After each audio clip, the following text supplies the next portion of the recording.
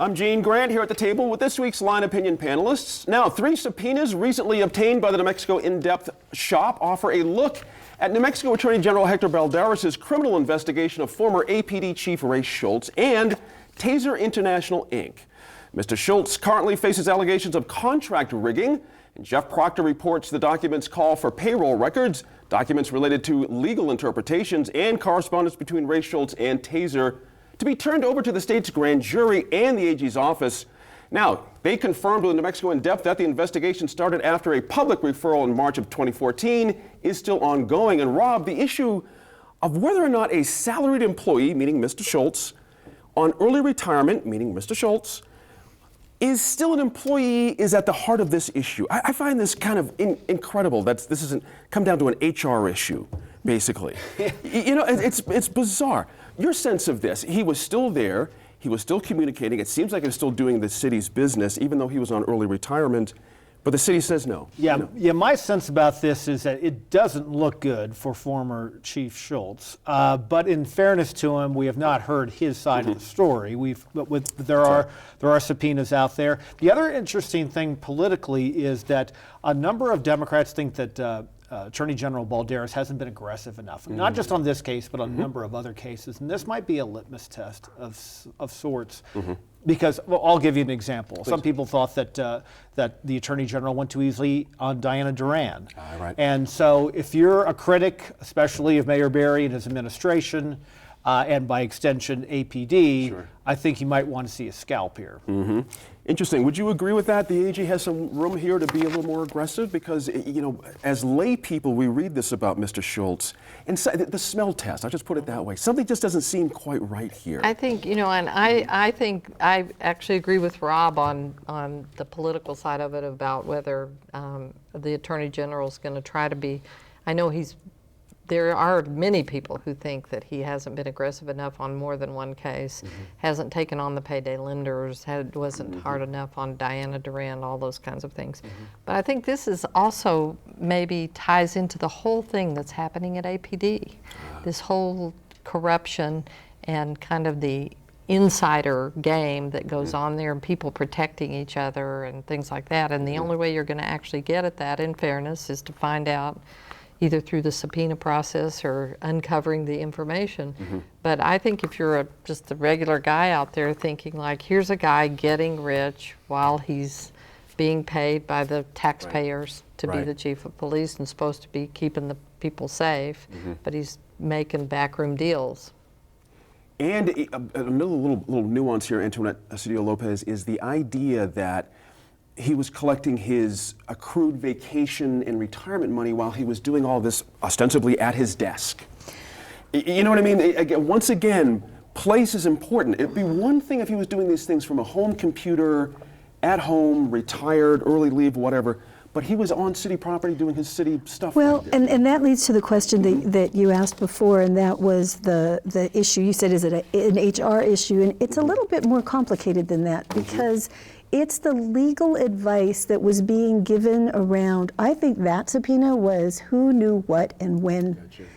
And so I think this, I don't know how it's all going to come out, but I thought that subpoena was pretty interesting because I think that this circle is going to be bigger about who knew what and when. Would you agree that the AG is being aggressive or not aggressive enough? I mean, we have subpoenas now. I mean, how much more aggressive can he be at this point? He's starting. These cases are hard. I mean, not to be a defender or whatever, Sure. but these cases are very hard to prove. You really need to have a paper trail. And with email paper trails, they're kind of slippery. They can, in some ways, be easy, but some ways harder. Right. And so it just, he's taking the steps you need to take. And we'll see. We'll see when it comes out how aggressive he is. But I was glad to see 3 subpoenas. You know, interesting, Stephen, the AG's probe appears to focus on whether Schultz, quote, helped improperly steer the contract to Taser as he was preparing to take a $1,000 a day consulting job with the company, end quote. Those two things, again, for the average guy on the street, that's a difficulty. That seems like almost like a triple dip, for gosh sake. Well, there's 2 elements to the charges, I think. One is that the Taser contract should have been sent out for competitive bid. The ordinances require that. That wasn't done, and that preparation seemed to be done while Chief Schultz was still an employee. There seems to be no question about that. Also, before he took this early retirement, there was an explicit email exchange where he was offered, quote, a consultant, are you interested in a consulting job? And he said, sure. That's also before he took this early retirement. That's right. But here's a problem, Gene. If you look, the stories didn't talk about what the consequences of this was. So I looked at the ordinance, and the ordinance, they don't specify any consequences. I see. So, let's say you violated the ordinance. So what? You could be disciplined or fired, but you're no longer there. The auditor says that we should take a look at the Governmental Conduct Act, which used to be called the Conflict of Interest Act. And under that act, these would be misdemeanor violations, arguably.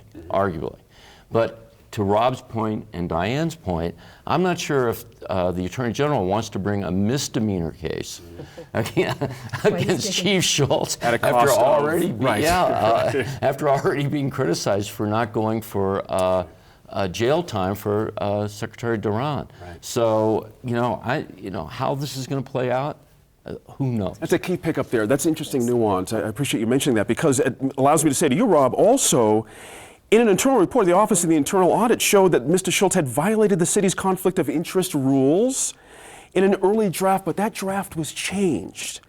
And it seemed like there was some pressure from the CAO, Rob Perry, and members of another committee here. How did that strike you when you were reading about that in the NMID report? Something seemed... Yeah, well, I'll go back to my original statement, which is, it doesn't look good for Chief Schultz here. But in fairness, we're only seeing that part of it. But there are some smoking guns here, so to speak. And so... But specifically to the point that internal audit showed that we have a conflict of interest issue here, in that the wording very specifically said the taser may not be consistent with city regulations, where previously it was completely against city regulations. You see the nuance there? It was a very tricky little wordplay they tried I'll go to do back there. to what Stephen was saying. I think another part of the heartburn here is that it was a no-bid contract. I think that's a big red flag. Is it the fact, Lieutenant Governor, that sometimes in life, when there's a vacuum, people will fill it? And as Stephen points out, there's really no repercussions for things. Did Mr. Schultz just basically walk into something by just doing something that didn't even seem terribly conflicted of his own interest? You know what I mean? It wasn't a conflict of anybody else's interest. He just sort of did it. Well, why wouldn't I he think if there's no you have to look at it. repercussions? He was the chief, and how would he feel if one of his officers was doing that? What was his barometer? It's just like Diana Duran.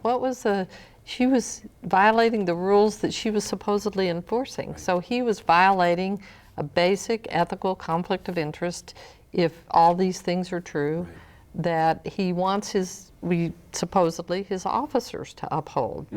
He doesn't want his officers to be probably doing that on the way out the door. Right. So I think there's just a measurement here about, it looks like there's no real teeth to do much enforcement, do anything about it, except say, it may not be illegal, but it's unethical. Interesting point. Go ahead. That's why I think they're looking for fraud or a cover-up, or that's why I think they're digging deeper. I really do think they're looking for something bigger. And you brought up a point. The last point I want to make on this is was the infamous email where there was the upcoming vote at council, and there was an exchange between Mr. Schultz and Taser saying basically the wheels are greased. It's greased. This thing's home free. Don't worry about it. Now he's come out since then, said it was a poor choice of words, which is a great, unbelievable understatement. But you see what I mean? This gets to the point of what happened when at a certain date, either Exactly. before he was an employee or after. You see what I mean? That's just not a good thing. And that's what I think they're digging into, to try to figure that out. Exactly right. Up next, we hear of the latest controversy over a proposed bus rapid transit system for Albuquerque.